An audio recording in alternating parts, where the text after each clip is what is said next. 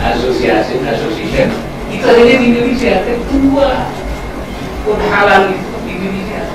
Jadi Indonesia imam sebenarnya, hanya yang belum itu justru undang-undangnya, tapi sudah jadi imam, sudah jadi leader tanpa undang-undang. Oh, apalagi kalau ada undang-undang, makin mantap. Ya, jadi itu. Jadi untuk bisa memperoleh pengakuan, maka biasanya kita melakukan audit, verifikasi terhadap lembaga-lembaga di luar negeri itu. Ya, kita periksa benar jadi standar kita atau tidak. Kalau itu standar kita, maka tidak. Kalau tidak kita akui.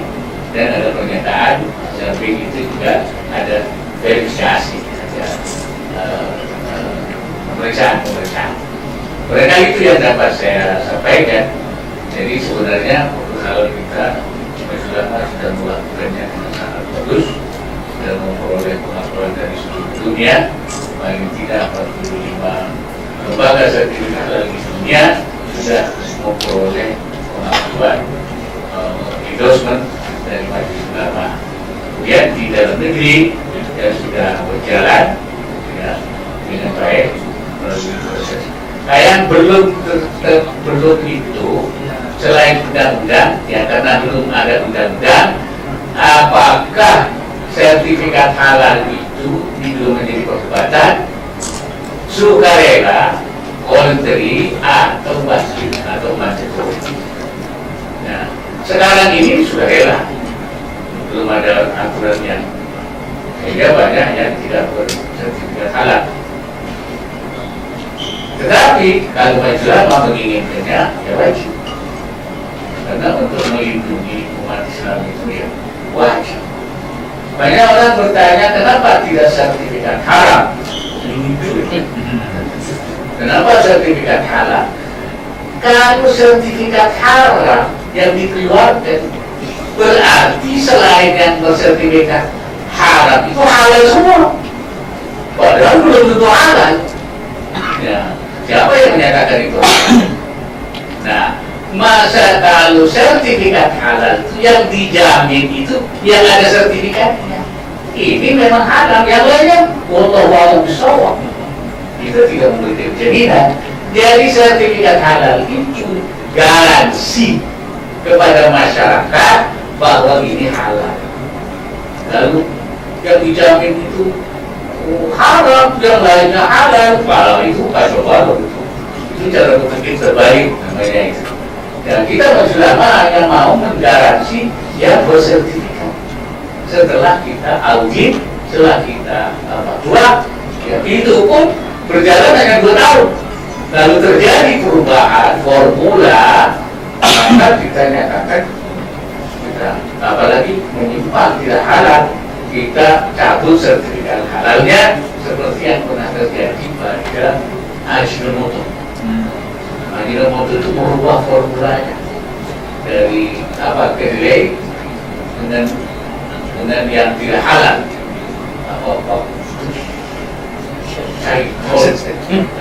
nah namanya itu tidak halal, ada enzim babinya. Kita menyatakan ada pelanggaran, menyalahi dan berubah, kita cabut sertifikat. Jadi kemudian dia melakukan perbaikan lagi dan merubah lagi, minta sertifikat halal pada MUI, dan kita periksa lagi baru bisa berikan sertifikat. Jadi bagaimana dia tetap atau tidak? Karena itu yang dapat saya sampaikan, dan waktunya dan dibatasi. Kurang lebihnya mohon maaf. Assalamualaikum warahmatullahi wabarakatuh. Terus juga Pak Kiai, bicara tadi saja dari Pak Kiai, saya kira dengan saja tadi akan masang kita berpikir ya, tentang bagaimana produk halal di masyarakat kita Pak ya.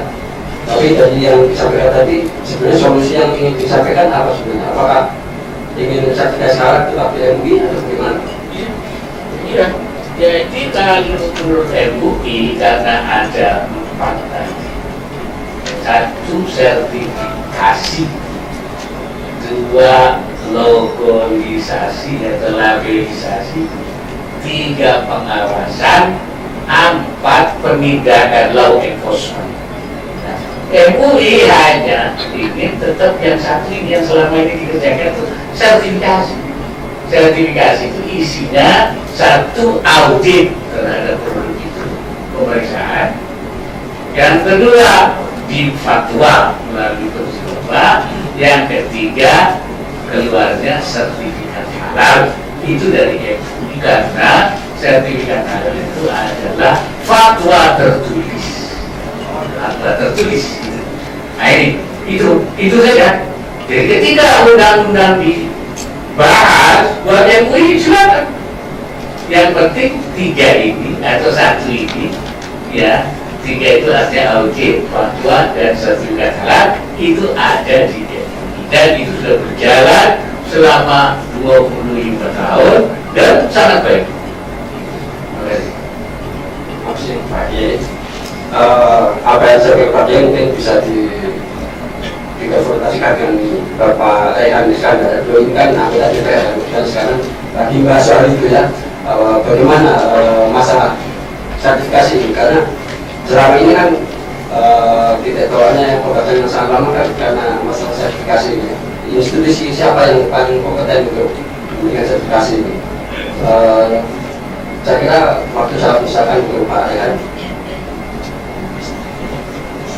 Pak, waktunya berapa menit Pak?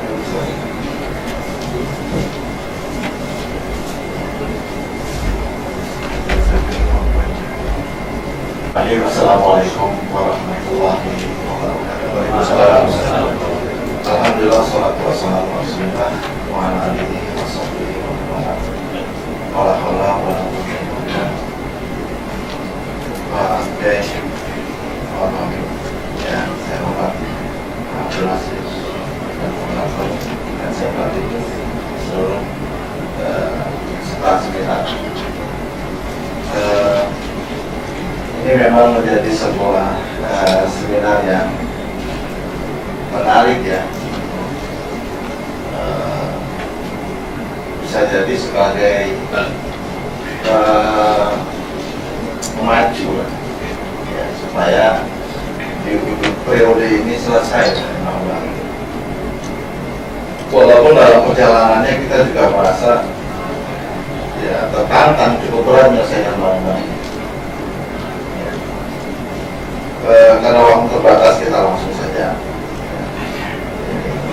Mudah-mudahan dengan tampilan ini bisa sebelum 20 menit bisa selesai. Yang pertama, langsung aja halaman berikutnya. Ini akan kemarin.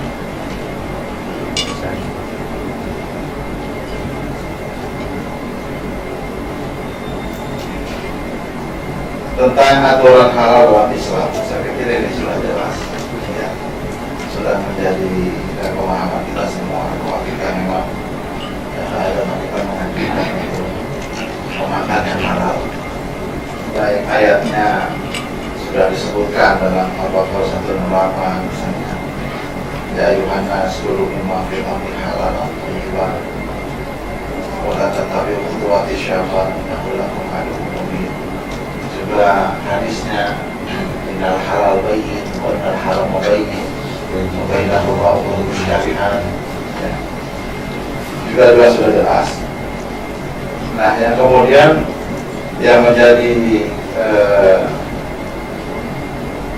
masalah di kita berikutnya adalah tentang pengembangan halal. Tadi juga sudah jelas di pengembangan halal di negara lain, bagaimana negara-negara yang begitu serius mengatur membuat produk-produk halal sehingga atas nama negara mereka sudah buat. Ya. Juga kita lihat pengaturan secara ya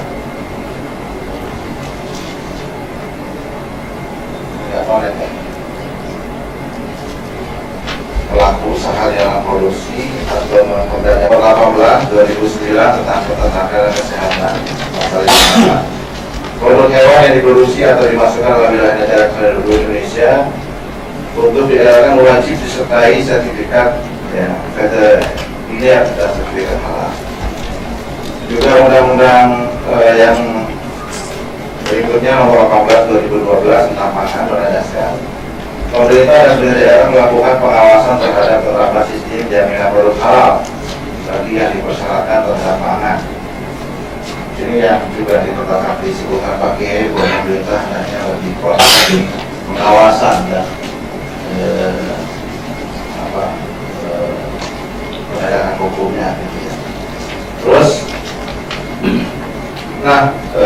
tujuannya kita sudah sama-sama tahu bagaimana pentingnya undang-undang itu ya, untuk memberikan kenyamanan, keamanan, keselamatan bagi masyarakat, menciptakan sistem jaminan produk halal dan tersedia produk halal, menumbuhkan kesadaran mengenai pentingnya jaminan produk halal, meningkatkan kemampuan pelaku usaha dan menjamin halal produknya.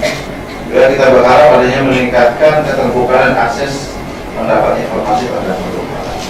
Terus, lewat lagi. Prinsip-prinsip dalam undang-undang ini ya harus menyempurnakan dan memperbaiki kekurangan sistem yang ada saat ini. Yang kita inginkan juga undang-undang ini harus mampu memberikan jaminan dan perlindungan pada umat Islam untuk mengkonsumsi produk halal. Juga harus menjamin bahwa proses prosedur audit dan sertifikasi terkait dengan proses halal harus dapat secara sederhana dan mudah untuk memberikan kemudahan bagi dunia usaha. Juga menjamin bahwa biaya audit sertifikasi harus murah, mudah, dan proporsional. Bahkan juga kita menganjurkan untuk masalah untuk produk-produk yang UKM itu sedapat mungkin dana sertifikasinya ditanggung negara, sehingga semua bisa diberikan pelayanan yang terbaik untuk masyarakat ya, jaminan produk halal. Berikutnya, ini yang menjadi tema kita sekarang. Seperti yang sampaikan moderator, dinamika pembahasan ini ya, di DPR. Ini undang-undang ya sudah dibahas dari periode lalu 2004-2009. Terpaksa ya di ujung masa tersebut tidak selesai. 13 Desember 2011 paripurna telah menjadikan jaminan produk halal menjadi undang-undang ini secara umum inisiatif DPR. Lalu pembahasan mulai dilakukan 8 Maret 2012. Jadi bisa dibayangkan dari 13 itu 13 dari Desember sampai Maret ada 3 bulan setelah disepakati di paripurna dibawa ke pemerintah. Pemerintah menggodok biasanya waktunya sebulan bisa diberikan ke DPR, tapi pakai ya 3 bulan. Ya. Lalu disepakati untuk dibahas di DPR dan pemerintah. Kemudian terjadi hingga akhirnya kami mendesak pemerintah SBY untuk mengambil kebijakan terkait lanjutan undang-undang ini. Terus, ya materinya cukup banyak, ya, yang menjadi isi muatannya ini, di mana pemerintah bertanggung jawab dalam menjalankan DPH secara terencana, terpadu dan menyeluruh. Nah, di sini juga yang menjadi menuntut Badan Nasional Penjamin Produk Halal. Kemudian juga DPR ini memperhatikan bedakan ranah pemerintah dan ranah syariah, sehingga terjadi pemisahan antara regulator dan operator.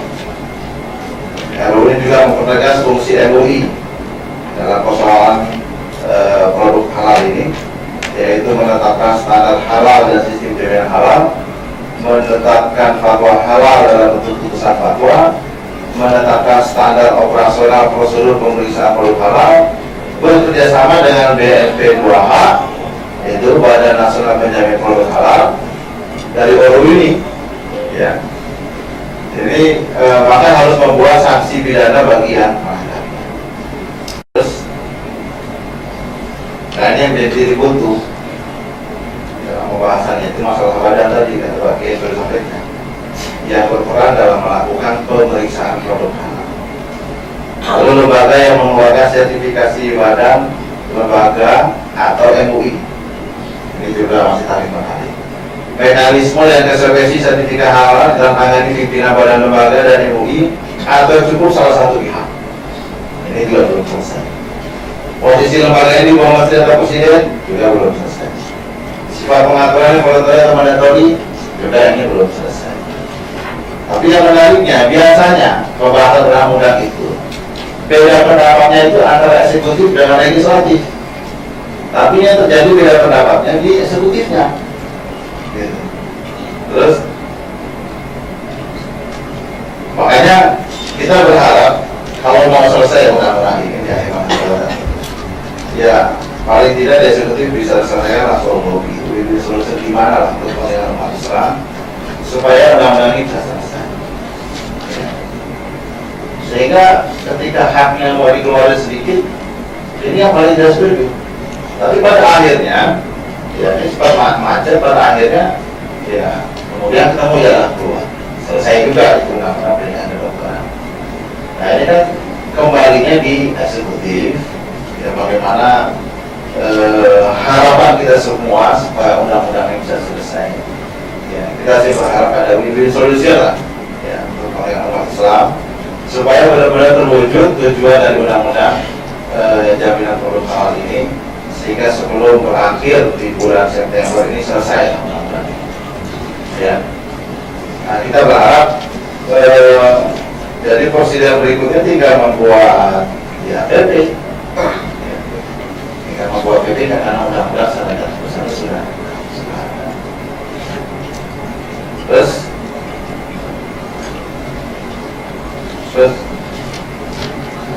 habis ya. Jadi itu mungkin yang dapat saya sampaikan.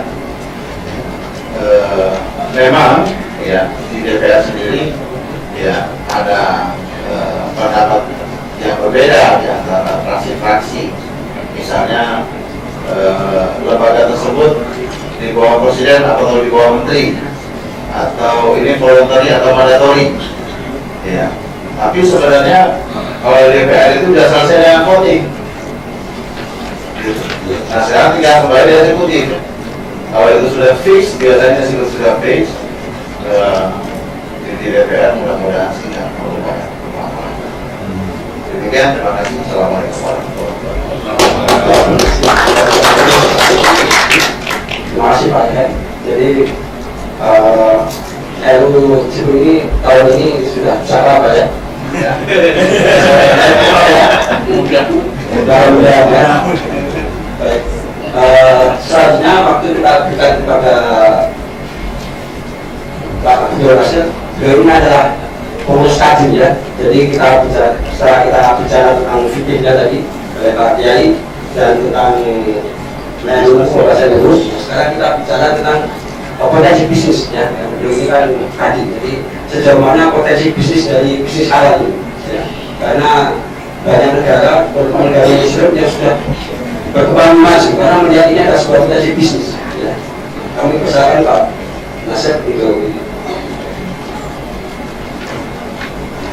Assalamualaikum warahmatullahi wabarakatuh. Barangkali kalau dari judul tadi itu bagian saya cuma kata-kata yaitu belum halal, saya banyak. Karena kalau saya ikut mencari berlian yang buruk, repot. Banyak kalau di tempat saya. Oh ya Pak ya. Pertama sebelum ke materi saya ingin menjelaskan dulu mengenai koktail ini. Koktail itu sebetulnya merupakan hasil kesepakatan antara kartu komuni dengan ketua PKB tercapai satu MOU. Yang itu diharapkan dibentuk satu Pokja dalam rangka membahas dan membahas dan berkait dengan keluarga kalau saya timbul masalah-masalah dan di tengah persoalan. Nah anggotanya itu kami sendiri dari tadi di saya usulnya di ketua tapi bukan ketua itu pasangan kebiasaan diambil oleh ketua dan anggota itu saya ada Pak Yadi dari sini dan 2 orang lagi berbeda sudah pulang dua jadi cuma 5 orang. Nah kita bersama-sama kita selalu mencari isu-isu yang bisa kita masuk mengatasinya atau tidak membuat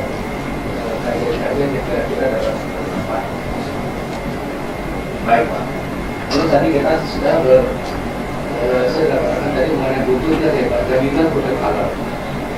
Saya dikirimi tol oleh Pak Koni, ini menarik ya Pak, bahwa dalam pada satu butuh penting menurut saya dapat itu isu menyangkut produk halal bukanlah domain isu domestik, tetapi sudah menjadi isu global.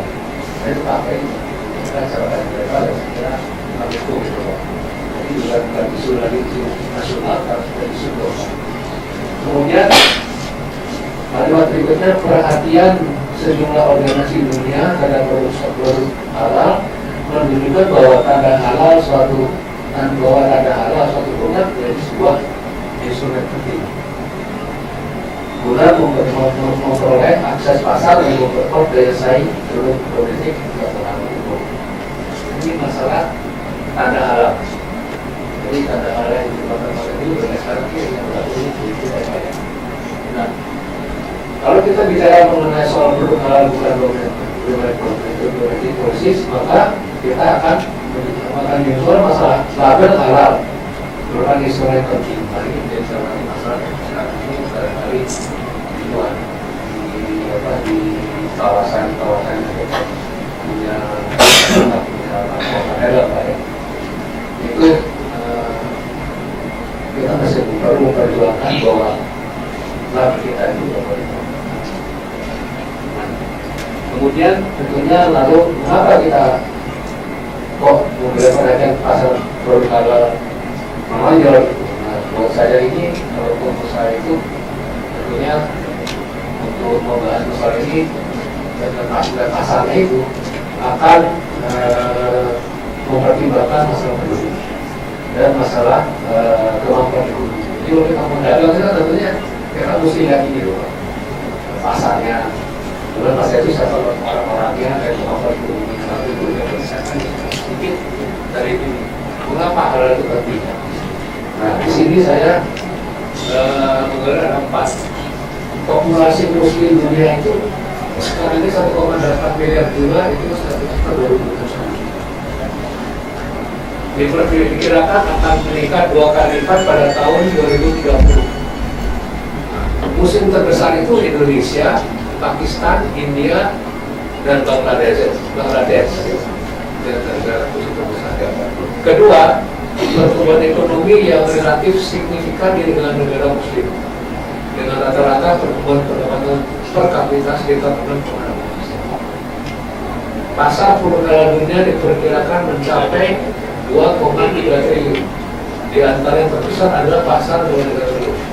Nanti sahabat saya dibuka sedikit bahwa Indonesia itu baru memanfaatkan pertama terakhir itu di bawah 1% dari 2,3 triliun. Nah, juga ada barang-barang produk kita ditolak di negara-negara lain juga seru. Karena tidak diakuinya sertifikasi halal di Indonesia. Jadi kita berada satu yang tidak sama dengan mereka. Karena halal itu tentunya kalau bedanya berbeda. Jadi di sini merupakan salah satu tugas kita itu bagaimana melakukan harmonisasi dengan mereka. Kemudian rendahnya awareness dari para eksportir mengenai hak niaga halal khususnya di negara-negara Timur. Nah, sini saya mau mengingatkan segala inovasi mengenai potensi dan peluang pasar Timur Tengah. Nah, ini kalau kita melihat Saudi Arabia, itu kenaikannya hampir 2 kali lipat di tahun 2013. Itu menandakan bahwa produk-produk kita itu kemudian Uni Arab Emirat ini lebih besar lagi, tapi yang paling signifikan itu Saudi Arabia. Uni Arab Emirat itu tahun 2009 itu 1 miliar 25 juta, tahun 2013 1 miliar 584 juta US dollar. Nah, itu entah itu ormas atau apa yang mungkin memiliki kapasitas yang sama, ulamanya punya, ahli pangannya punya, tapi sistem prosedurnya kalau memang sama dan bisa melaksanakan apa yang disampaikan ini, barangkali bisa lebih membantu. Tapi yang jelas induknya dulu tadi, payungnya, jadi mungkin. Kemudian berikutnya Dan ketiga, yang terakhir, terkait dengan edukasi, karena terus terang di media juga belum banyak, termasuk kami sedikit mereview apa yang kami beritakan dalam bahasa Arab. Itu umumnya pembaca di Timur Tengah memang kurang mendapat informasi tentang, ya termasuk tadi sertifikasi halal dari Indonesia. Padahal banyak produk-produk Indonesia yang beredar di sana, misalnya haji aja banyak makanan yang beredar di sana.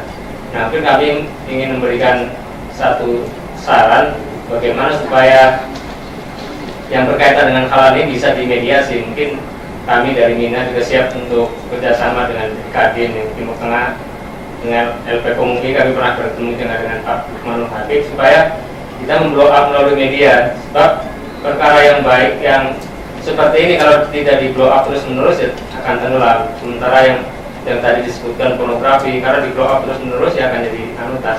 Ini saja yang dapat kami sampaikan. Terima kasih. Assalamualaikum warahmatullahi wabarakatuh. Terima kasih. Ini ada 5 penanya, saya kira semua sudah ditampung ya. Selanjutnya kami persilakan kepada narasumber untuk memberikan tanggapannya. Ini waktunya tinggal setengah jam Pak, mungkin bertiga ini tinggal 10 menit kali ya. Jadi jawabannya dirangkum saja mungkin saja ya. Kamu untuk pertama kami silakan Pak, ya dulu.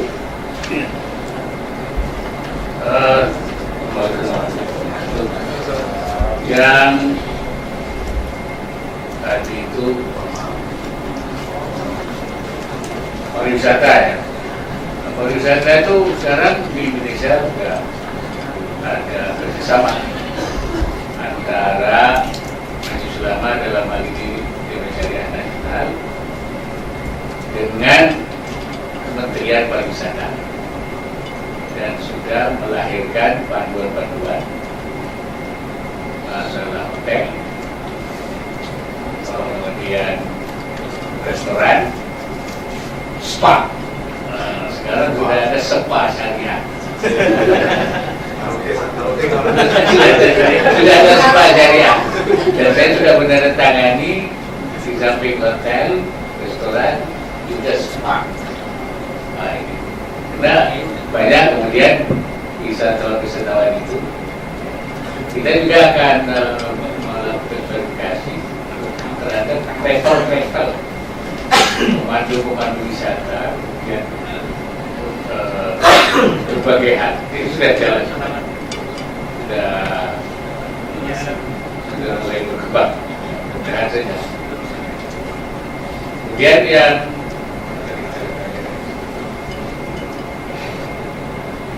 mengenai ya sertifikat mubah. Mubah itu tidak perlu disertifikat. Tidak haram boleh. Tapi sertifikat itu menyangkut masalah halal dan tidak halal. Nah, tadi saya sudah katakan kalau tidak halal itu kemudian bisa menimbulkan pengertian yang tidak bersertifikat itu menjadi halal. Maka itu padahal tidak seperti itu. Karena itu risikonya tinggi sekali. Karena tidak dapat sertifikat tidak halal berarti halal ya. Makanya kita hanya memberikan bahwa ini yang halal, dijamin oleh Majelis Ulama Indonesia. Ini sertifikat itu garansi tentang halalan. Yang tidak bersertifikat itu tidak dijamin halalnya. Boleh jadi haram, boleh jadi syubhat. Itu pengertiannya. Jadi itu lebih enak. Kalau ingin dapat halal ya kita sertifikasi. Kalau lupa soal wajib itu hukum-hukum Islam itu. Kemudian tadi ada tanya lagi yang Islam itu yang dibuat di negara-negara teluk Pak, sertifikasi kan dibilang tolak gitu. Sebenarnya mereka tidak menolak sertifikat, tetapi logo soal administrasi bukan sertifikasi. Terus terang kalau sertifikasi yang paling bagus itu Indonesia. Karena apa? Karena kita itu Majelis Ulama itu punya dua lembaga. Satu lembaga audit, jadi diperiksa dulu. Nah, hasil audit itu kemudian disampaikan kepada Komisi Fatwa sebagai satu lembaga, disidangkan dalam Komisi Fatwa. Laporan itu bisa dikatakan valid apa tidak, halal apa tidak.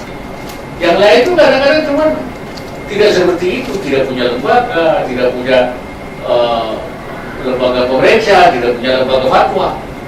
Karena itu kita mensyaratkan kepada lembaga-lembaga yang ingin memperoleh pengakuan dari MUI, dia harus punya dua lembaga, audit dan fatwa.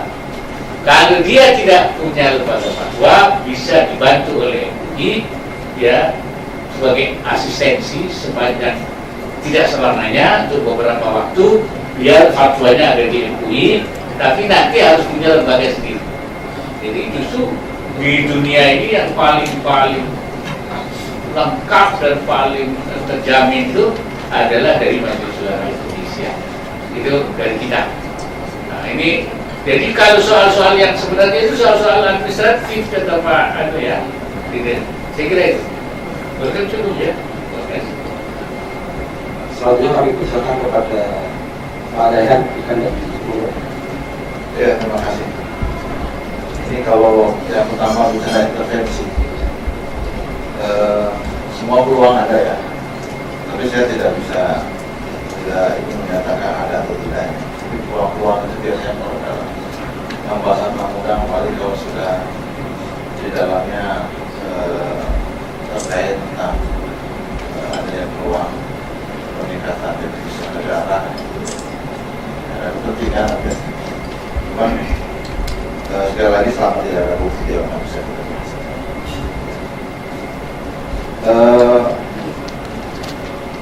Yang kedua, ini yang perlu saya tekankan adalah pembahasan undang-undang ini kan antara DPR dengan pemerintah. Itu harus sepakat keduanya. Kalau ada satu pihak tidak sepakat, tidak jadi undang-undang.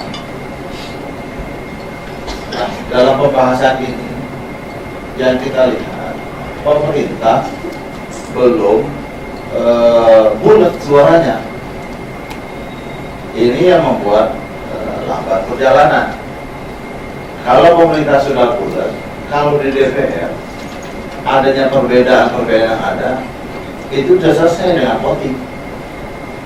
Selesai itu undang-undang. Ya. Kalau tidak selesai sama sekali, ya pemerintah cabut pembahasan, selesai.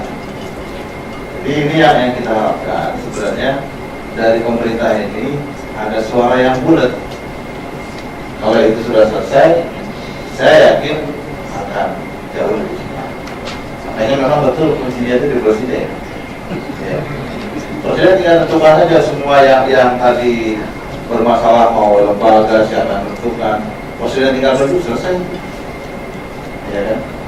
Cuma kan ternyata mengambil kebijakan itu tidak sederhana. Ya. Ini yang terus kita tunggu. Ya. Karena mungkin masing-masing punya kelebihannya lah. Kalau DPR semua masukan-masukan dari masyarakat yang kita lihat itu yang terbaik. Ya. Itu yang kita masukkan dalam pasal-pasal. Misalnya ketika MUI datang memberikan masukan, kita lihat yang terbaik, kita masukkan. Ya, kita ingin ke depan ini undang-undang ini betul-betul bermanfaat buat keseluruhan. Ya. Kalau ditanya berbicara di bawah presiden atau menteri, bagi DPR sebenarnya lebih cenderung di bawah presiden. Di DPR. Cuma kita ini kan pemerintah diwakili oleh kementerian, ya kan? Kementerian juga ingin dia punya kendali. Nah ini kadang-kadang jadi macet di situ. Ya. Jadi pada saat pembahasan lalu yang bersama membahas ini sudah melihat ini peluang, ya, untuk lebih bisa maksimal lagi atau lebih bisa luas lagi dia punya kewenangan, ya tentunya wajar dong dia mau memasukkan poin-poin itu.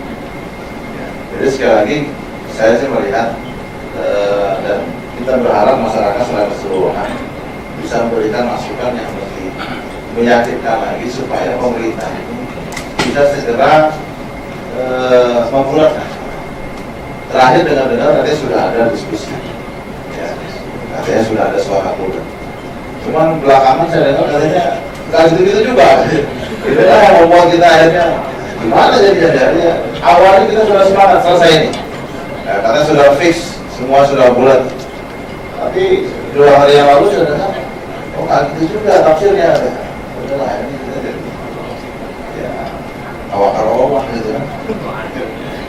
Jadi mungkin peran semua stakeholder di sini masyarakat kalau bisa mungkin memberikan surat-suratnya ke pemerintah ke presiden supaya segeralah menyelesaikan masalah itu. Jadi jangan sampai ya ini kalau judulnya ini mencari presiden yang pro undang-undang jam kan artinya judul ini menyatakan bahwa undang-undang ini tidak selesai periode ini kan gitu. Judulnya kan bukannya begitu, doanya ganti judulnya. Ganti presiden dulu. Ganti presiden dulu gitu. Ya, saya sih berharap tidak demikian, gitu ya. Pada periode inilah, karena masalahnya sebenarnya tidak terlalu tidak terlalu sulit sebenarnya. Kalau dari pihak pemerintah itu bisa membulatkan semua. Presiden tambahan barangkali Presiden kemarin apa keberatannya? Timnya itu belum sulit. Kalau timnya ini, misalnya kayak kemarin pengalaman kita di Undang-Undang Pendidikan Kedokteran, saya contoh. Dari panja pemerintah itu sudah sepakat dengan panja DPR. Cuma KKI ini sebagai sebuah lembaga yang di bawah Presiden belum terima. Saya ingat lagi pembahasan terakhir dengan Menteri itu sudah beres, tinggal ketok palu. Tiba-tiba Menteri di hari raker itu mengatakan kami mencabut tanpa alasan. Artinya KKI berhasil mendekati Presiden, memberikan hujah-hujah, lalu Presiden memerintahkan Menteri, coba itu ditahan dulu. Ya kan? Kalau Presiden yang melihat ini semua rakyatnya supaya bisa diterima masukan dengan sebaik-baiknya kan itu. Ya. Jadi di sini ada pihak-pihak yang belum ketemu, ya, bagaimana win-win solusinya ini. Kalau itu sudah ketemu, saya yakin Presiden ya mudah-mudahan aja. Oh sudah sepakat semua nih, pemerintah semua lembaga yang ada semua sepakat. Oke, tinggal ketok palu saja. Jadi ya inilah yang perlu kita dorong bersama ya, semua pihak itu untuk bisa mencarinya. Ya adalah yang ya kalau di DPR kan misalnya ada kol tinggi komentahnya kan. Ya enggak, jangan kol tinggi terus nggak selesai. Ya kan, paling nggak di sini turun, di sini naik, begitu seterusnya. Ada ketemu nanti jalan tengah. Ya kalaupun ini nggak selesai, ya dengan undang-undang yang tadi sudah ada, tetap aja jalan. Cuman ya memang kita sayangkan saja tidak maksimal. Ya, terima kasih. Terima kasih Pak. Misalnya kami berikan kepada menanggapi pertanyaan dari Pak Mahdi, Pak ya.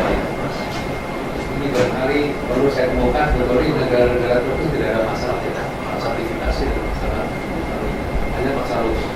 Tapi perlu saya jelaskan di sini, di saat ini sebetulnya yang jadi masalah standar. Masalah standar itu yang saya kenal selama ini ada 3 standar yang ditangani oleh International Standard Organization. Kemudian ada standar yang dilakukan oleh namanya Kodeks Alimentarius, itu Kodeks Alimentarius itu dibentuk oleh WTO, FAO dan WHO. Kita anggota semua.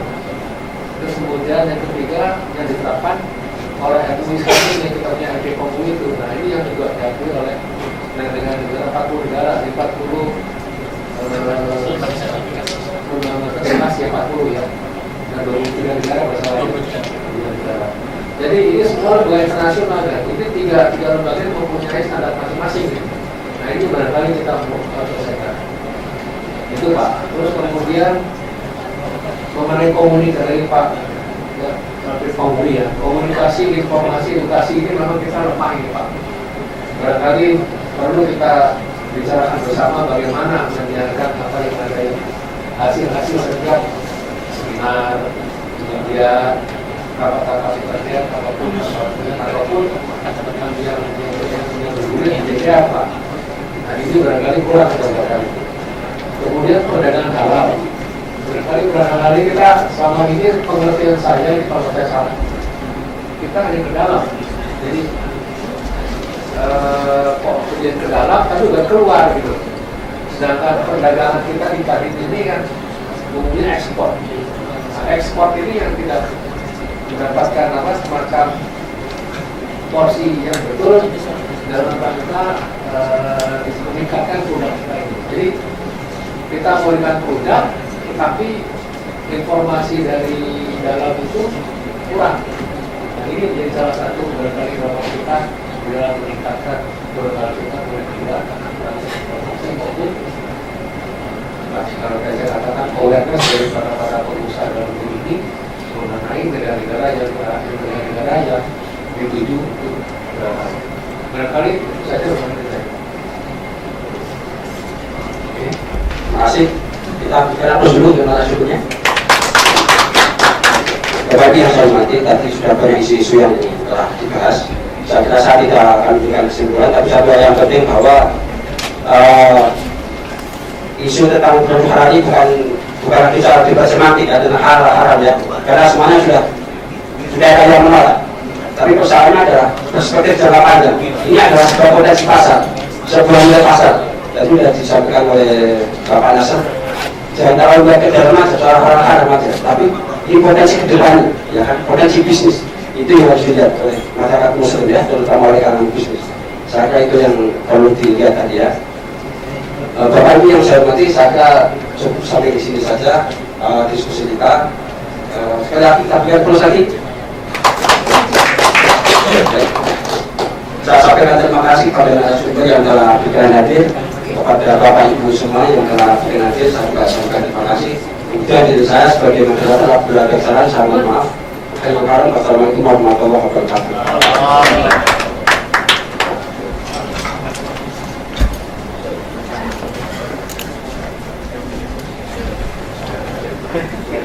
Terima kasih kepada para narasumber, kepada Bapak Moderator yang telah memandu acara ini hingga selesai. Dan informasi untuk seluruh jajaran pengurus PGMI untuk maju depan berfoto bersama para narasumber.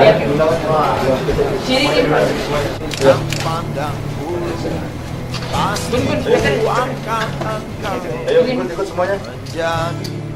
Manusia setengah dewa,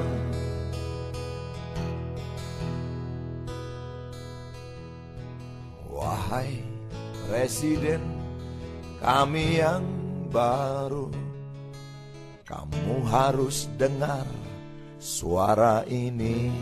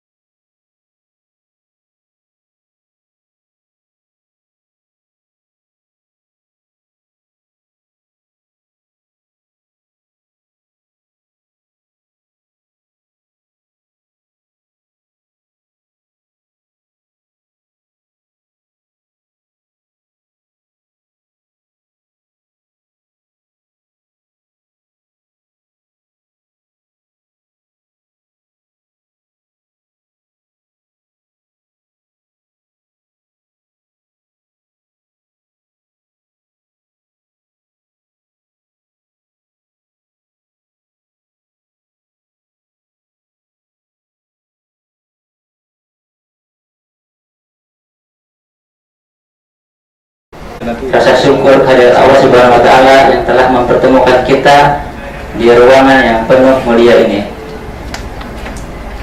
Pertama-tama, saya sebagai MC ingin mengucapkan terima kasih banyak kepada para narasumber yang telah berkenan hadir, para keluarga besar persaudaraan jurnalis Muslim Indonesia, juga para Rasa-rasanya tidak ada itu menyentuh kata-kata atau kalimat. Mungkin Bapak Ibu sudah tahu semuanya, Bapak Kiai Ma'ruf Amin ini namanya sudah sangat terkenal ya. Beliau banyak berkecimpung di MUI ya, Majelis Ulama Indonesia. Di samping itu juga di Pengurus Besar Nahdlatul Ulama ya. Beliau sudah sangat terkenal, mungkin dalam kaitan ini beliau banyak bicara tentang fikih mungkin ya. Kira-kira visi kedepannya itu seperti apa produk halal nanti ya. Terus kemudian yang kedua adalah Abdul Nasir. Bapak Abdul Nasir ya, saya nggak betul apa itu ya. Beliau adalah ketua Pokja Halal Kadin Timur Tengah dan Rocky ya. Jadi ini karena beliau ada Kadin, ini produk halal saya kira bukan tentang produk halal dibandingkan dengan negara lain. Misalnya Malaysia, Inggris, bahkan Jepang dan Korea sekarang sudah ada istilah wisata halal ya. Wisata halal, kita produk halal aja masih lama sekali nih. Produk halal ini mungkin sudah 1 tahun lebih, tapi sampai sekarang belum diketok juga ya. Kita sekarang masih bicara tentang produk halal ya. Kebetulan masih di Tanah Abang atau Pak Lehan Iskandar, beliau adalah dari fraksi PKS. Saya kira nanti beliau bicara tentang bagaimana cara memperkuat institusi ya, yang mengatur tentang produk halal ya. Dan sampai kapan kira-kira produk halal bisa diketok, karena sampai sekarang ini masih belum juga, padahal kinerja DPR sampai 30 September atau 1 Oktober sudah selesai ya, tapi sampai sekarang masih dibahas. Ya sebenarnya presiden bisa menentukan kan di bawah dia semua gitu kan. Ya, bisa putuskan. Ini buat ini selesai. Ya. Karena kan urusannya kembali di tangan eksekutif, bukan di legislatif. Ya. Kalau itu bisa dimaksimalkan, saya yakin nggak panjang lagi pembahasan undang-undang ini. Ya. Karena kemarin ketika kita juga membahas tentang undang-undang pendidikan kedokteran, itu di antara eksekutif dan legislatif sudah sepakat. Cuma di eksekutif ini ada lembaga namanya Kolegium Kedokteran yang sebelum ini sangat berkuasa dalam mengatur semua sistem kedokteran Indonesia, karena ada undang-undang praktek kedokteran. Diskusi publik yang penting bagi kami adakan, mudah-mudahan diskusi ini bisa memberikan sumbangan kepada presiden yang akan datang atau kabinet yang akan datang untuk 5 tahun yang akan datang. Kenapa kita memilih tema mencari presiden yang pro undang-undang jaminan produk halal? Halal, ya lanjut saja. Ini juga tadi Pak Kiai sudah membahas. Nah, juga kondisi halal di kita ini ya juga mengajak kita untuk lebih serius lagi menyelesaikan undang-undang ini. Lebih adalah konsumen halal ya, kaum muslimin ya. Kemudian ya realitanya sekarang juga beredar produk yang belum terjamin kehalalannya ya. Saya pikir kita tidak terlalu membutuhkan label haram, tapi ketika suasana dan tampak di tengah-tengah masyarakat kita apalagi sekarang isu produk yang haram itu semakin berani ya. Nah, tampaknya ini semakin menguatkan untuk membuat undang-undang ini. Lalu undang-undang yang ada ini belum mengatur tentang produk halal secara memadai. Ya. Terus lanjut lagi.